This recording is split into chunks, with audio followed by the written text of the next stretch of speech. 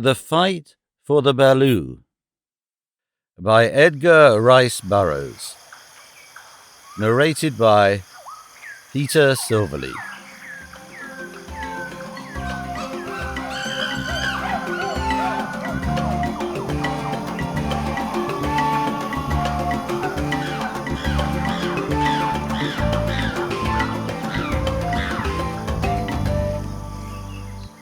Tika had become a mother. Tarzan of the Apes was intensely interested, much more so, in fact, than Torg, the father. Tarzan was very fond of Tika. Even the cares of prospective motherhood had not entirely quenched the fires of carefree youth, and Tika had remained a good-natured playmate even at an age when other shes of the tribe of Kerchak had assumed the sullen dignity of maturity. She yet retained her childish delight in the primitive games of tag and hide-and-go-seek which Tarzan's fertile man-mind had evolved. To play tag through the treetops is an exciting and inspiring pastime. Tarzan delighted in it, but the bulls of his childhood had long since abandoned such childish practices. Tika, though, had been keen for it always until shortly before the baby came. But with the advent of her firstborn, even Tika changed. The evidence of the change surprised and hurt Tarzan immeasurably. One morning he saw Tika squatted upon a low branch hugging something very close to her hairy breast, a wee something which squirmed and wriggled. Tarzan approached, filled with the curiosity which is common to all creatures endowed with brains which have progressed beyond the microscopic stage. Tika rolled her eyes in his direction and strained the squirming mite still closer to her. Tarzan came nearer. Tika drew away and bared her fangs. Tarzan was nonplussed. In all his experiences with Tika, never before had she bared her fangs at him other than in play. But today she did not look playful. Tarzan ran his brown fingers through his thick black hair, cocked his head upon one side, and stared.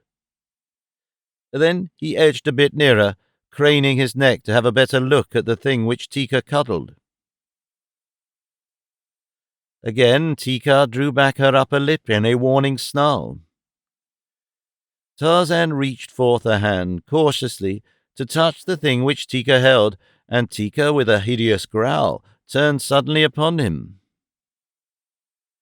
Her teeth sank into the flesh of his forearm before the ape-man could snatch it away, and she pursued him for a short distance as he retreated incontinently through the trees. But Tika, carrying her baby, could not overtake him. At a safe distance, Tarzan stopped and turned to regard his erstwhile playfellow in unconcealed astonishment. What had happened to so alter the gentle Tika? She had so covered the thing in her arms that Tarzan had not yet been able to recognize it for what it was. But now, as she turned from the pursuit of him, he saw it. Through his pain and chagrin he smiled, for Tarzan had seen young ape mothers before. In a few days she would be less suspicious. Still, Tarzan was hurt. It was not right that Tika, of all others, should fear him. Why, not for the world would he harm her, or her Balu, which is the ape word for baby. And now, above the pain of his injured arm and the hurt to his pride, rose a still stronger desire to come close and inspect the newborn son of Torg. Possibly you will wonder that Tarzan of the Apes, mighty fighter that he was, should have fled before the irritable attack of a she, or that he should hesitate to return for the satisfaction of his curiosity, when with ease he might have vanquished the weakened mother of the newborn cub. But you need not wonder. Were you an ape, you would know that only a bull in the throes of madness will turn upon a female other than to gently chastise her, with the occasional exception of the individual whom we find exemplified among our own kind, and who delights in beating up his better half because she happens to be smaller and weaker than he. Tarzan again came toward the young mother, warily and with his line of retreat safely open. Again Tika growled ferociously. Tarzan expostulated. "Tarzan of the Apes will not harm Tika's Balu," he said. "Let me see it." "Go away," commanded Tika. "Go away, or I will kill you." "Let me see it," urged Tarzan. "Go away," reiterated the she-ape. "Here comes Torg. He will make you go away. Torg will kill you. This is Torg's Balu." A savage growl close behind him apprised Tarzan of the nearness of Torg and the fact that the bull had heard the warnings and threats of his mate and was coming to her succor. Now Torg, as well as Tika, had been Tarzan's playfellow while the bull was still young enough to wish to play. Once Tarzan had saved Torg's life, but the memory of an ape is not overlong, nor would gratitude rise above the parental instinct. Tarzan and Torg had once measured strength, and Tarzan had been victorious. That fact Torg could be depended upon still to remember, but even so he might readily face another defeat for his firstborn, if he chanced to be in the proper mood. From his hideous growls, which now rose in strength and volume, he seemed to be in quite the mood. Now Tarzan felt no fear of Torg, nor did the unwritten law of the jungle demand that he should flee from battle with any male, unless he cared to, from purely personal reasons. But Tarzan liked Torg. He had no grudge against him, and his man-mind told him what the mind of an ape would never have deduced, that Torg's attitude in no sense indicated hatred. It was but the instinctive urge of the male to protect its offspring and its mate. Tarzan had no desire to battle with Torg, nor did the blood of his English ancestors relish the thought of flight. Yet when the bull charged, Tarzan leapt nimbly to one side, and thus encouraged, Torg wheeled and rushed again madly to the attack. Perhaps the memory of a past defeat at Tarzan's hands goaded him. Perhaps the fact that Tika sat there watching him aroused a desire to vanquish the ape-man before her eyes. For in the breast of every jungle male lurks a vast egotism which finds expression in the performance of deeds of daring-do before an audience of the opposite sex. At the ape-man's side swung his long grass robe, the plaything of yesterday, the weapon of today, and as Torg charged the second time, Tarzan slipped the coils over his head and deftly shook out the sliding noose as he again nimbly eluded the ungainly beast. Before the ape could turn again, Tarzan had fled far aloft among the branches of the upper terrace. Torg, now wrought to a frenzy of real rage, followed him. Tika peered upward at them. It was difficult to say whether she was interested. Torg could not climb as rapidly as Tarzan, so the latter reached the higher levels, to which the heavy ape dared not follow before the former overtook him.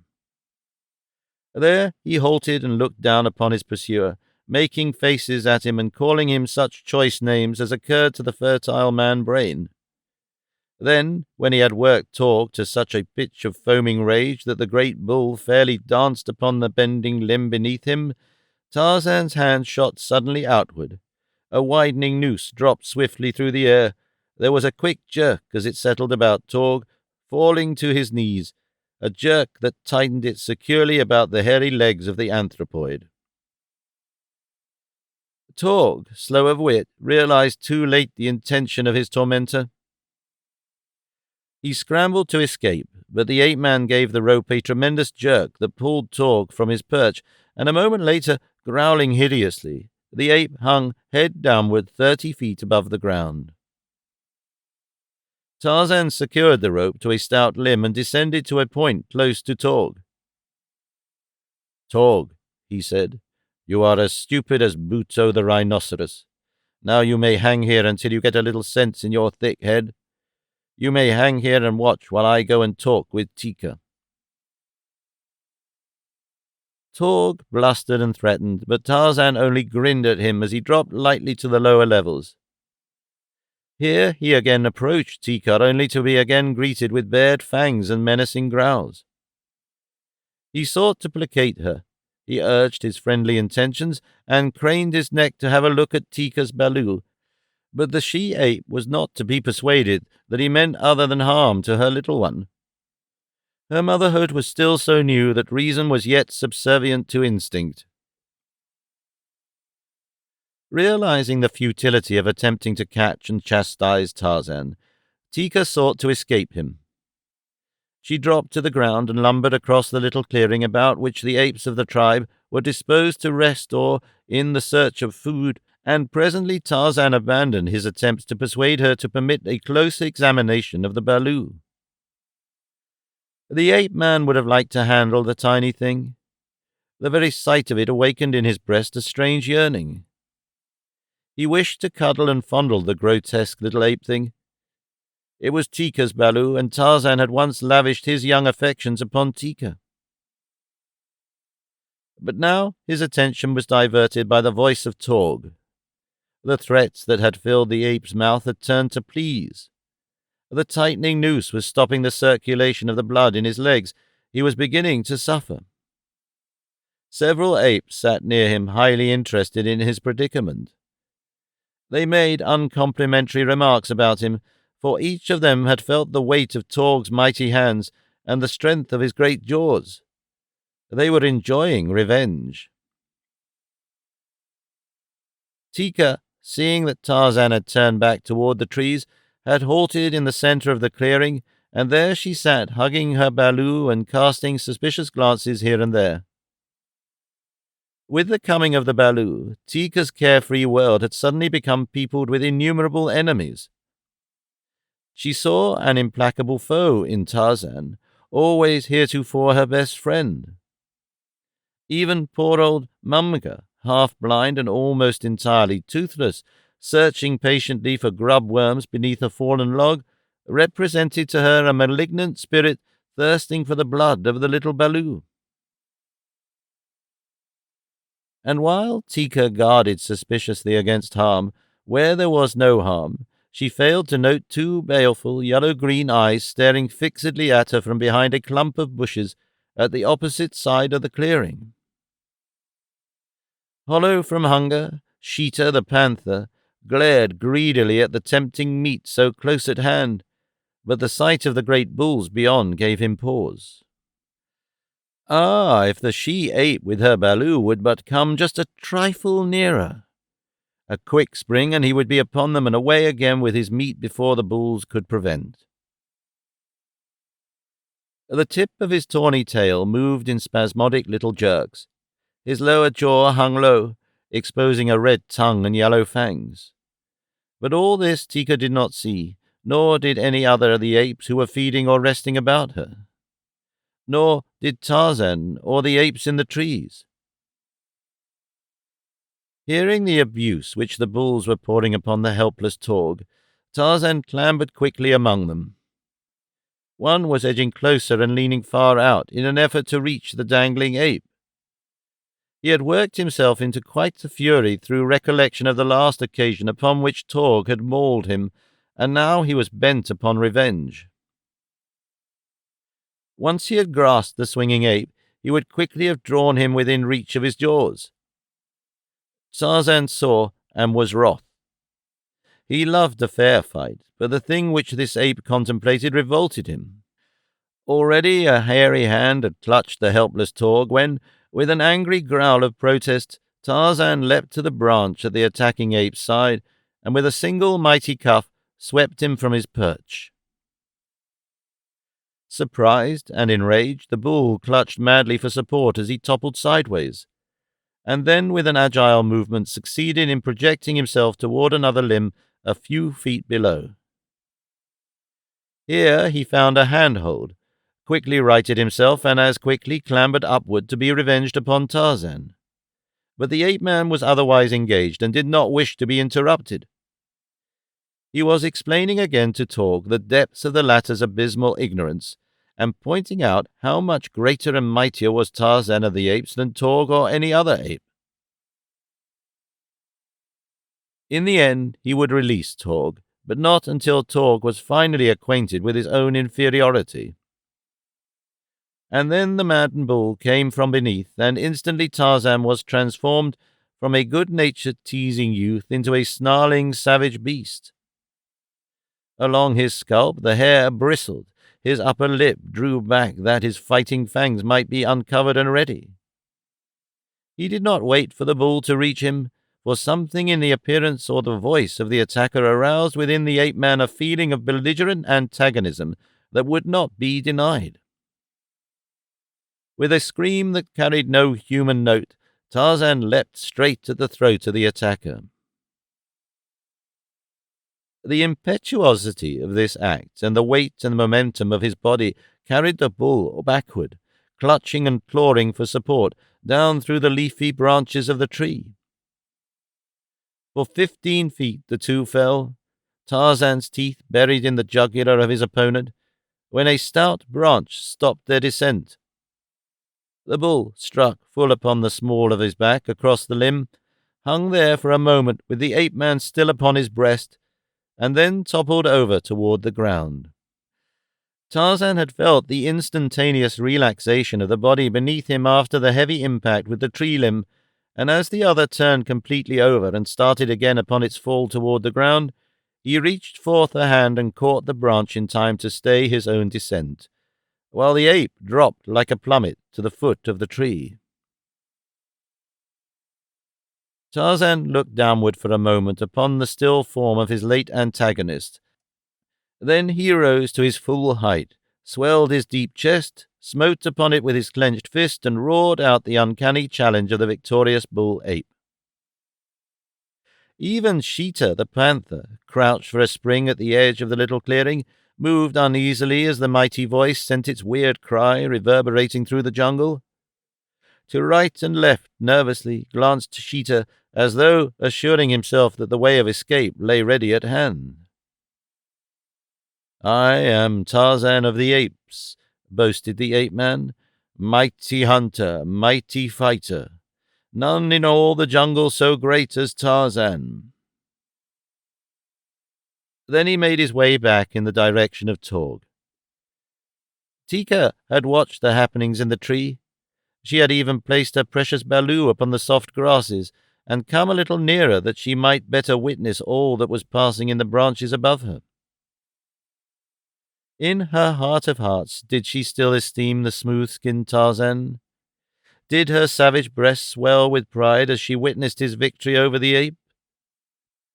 You will have to ask Tika.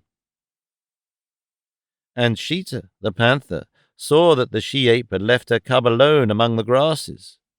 He moved his tail again as though this closest approximation of lashing in which he dared indulge might stimulate his momentarily waned courage. The cry of the victorious ape-man still held his nerves beneath its spell. It would be several minutes before he again could bring himself to the point of charging into the view of the giant anthropoids.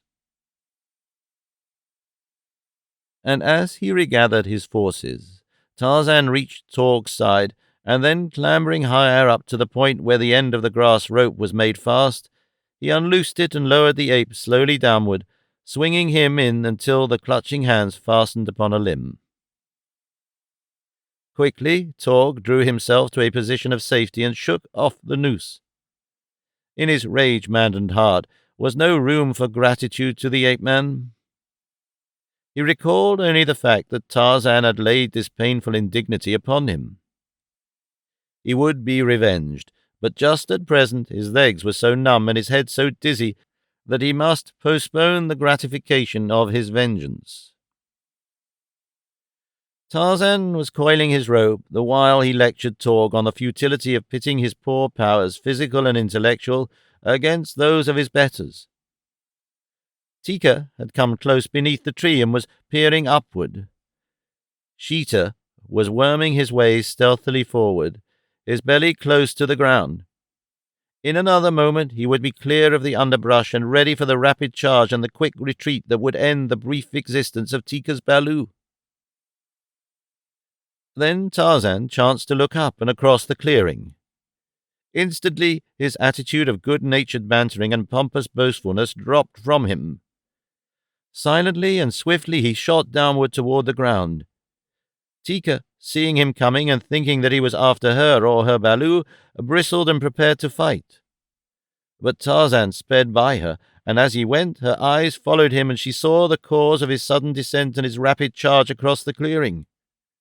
There, in full sight now, was Sheeta, the panther, stalking slowly toward the tiny, wriggling Balu which lay among the grasses many yards away.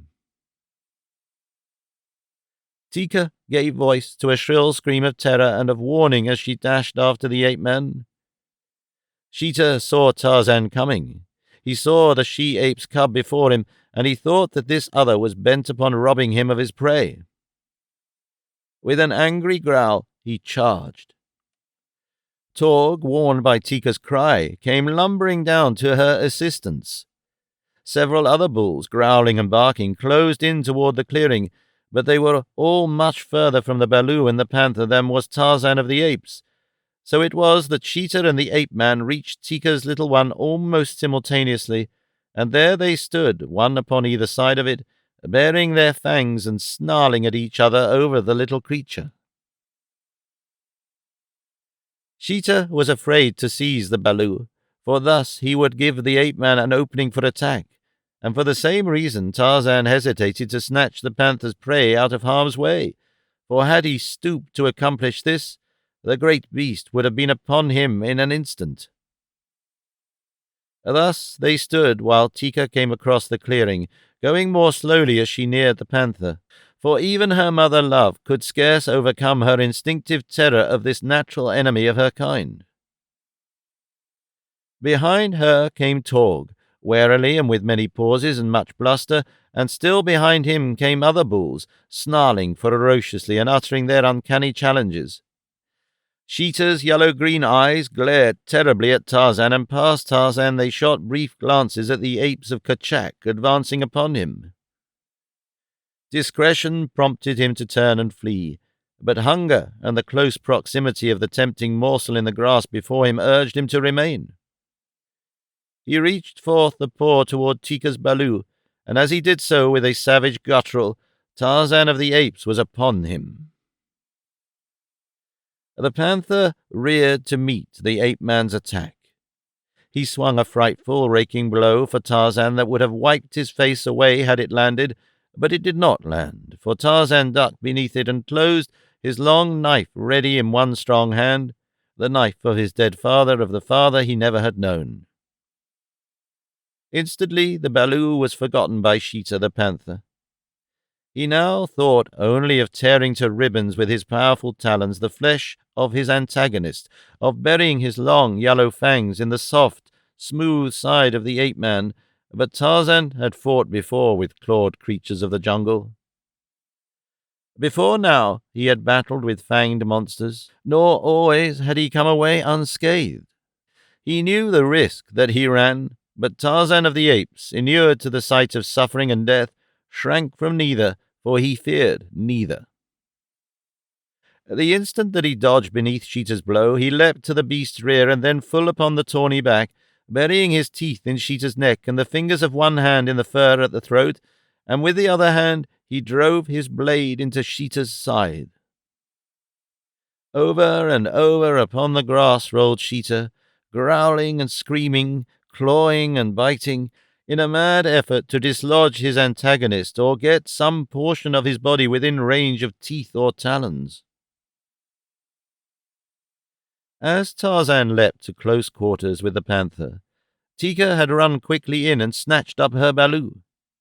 Now she sat upon a high branch, safe out of harm's way, cuddling the little thing close to her hairy breast, the while her savage little eyes bored down upon the contestants in the clearing, and her ferocious voice urged Torg and the other bulls to leap into the melee. Thus goaded, the bulls came closer, redoubling their hideous clamour, but Sheeta was already sufficiently engaged. He did not even hear them. Once he succeeded in partially dislodging the ape-man from his back, so that Tarzan swung for an instant in front of those awful talons, and in the brief instant before he could regain his former hold, a raking blow from a hind paw laid open one leg from hip to knee. It was the sight and smell of this blood, possibly, which wrought upon the encircling apes, but it was Torg who really was responsible for the thing they did. Torg, but a moment before filled with rage toward Tarzan of the Apes, stood close to the battling pair, his red-rimmed, wicked little eyes glaring at them. What was passing in his savage brain? Did he gloat over the unenviable position of his recent tormentor? Did he long to see Sheeta's great fangs sink into the soft throat of the ape-man? Or did he realize the courageous unselfishness that had prompted Tarzan to rush to the rescue and imperil his life for Tika's Balu? For Torg's little Balu? Is gratitude a possession of man only, or do the lower orders know it also? With the spilling of Tarzan's blood, Torg answered these questions. With all the weight of his great body he leapt, hideously growling, upon Sheeta. His long fighting fangs buried themselves in the white throat. His powerful arms beat and clawed at the soft fur until it flew upward in the jungle breeze. And with Torg's example before them, the other bulls charged, burying Sheeta beneath rending fangs and filling all the forest with the wild din of their battle cries. Ah, but it was a wondrous and inspiring sight, this battle of the primordial apes and the great white ape-man with their ancestral foe, Sheeta the panther. In frenzied excitement, Tika fairly danced upon the limb which swayed beneath her great weight as she urged on the males of her people, and Thaka and Mumgar and Kama, with the other shes of the tribe of Kerchak, added their shrill cries or fierce barkings to the pandemonium which now reigned within the jungle. Presently Sheeta's torn and bloody body ceased its titanic struggles. It stiffened spasmodically, twitched, and was still, yet the bulls continued to lacerate it until the beautiful coat was torn to shreds. At last they desisted from sheer physical weariness, and then from the tangle of bloody bodies rose a crimson giant, straight as an arrow. He placed a foot upon the dead body of the panther, and lifting his blood-stained face to the blue of the equatorial heavens, gave voice to the horrid victory cry of the bull-ape. One by one his hairy fellows of the tribe of Kerchak followed his example. The shes came down from their perches of safety and struck and reviled the dead body of Sheeta. The young apes refought the battle in mimicry of their mighty elders. Tika was quite close to Tarzan. He turned and saw her with the Balu hugged close to her hairy breast, and put out his hands to take the little one, expecting that Tika would bare her fangs and spring upon him, but instead she placed the Balu in his arms, and coming nearer, licked his frightful wounds. And presently Torg, who had escaped with only a few scratches, came and squatted beside Tarzan and watched him as he played with the little Balu.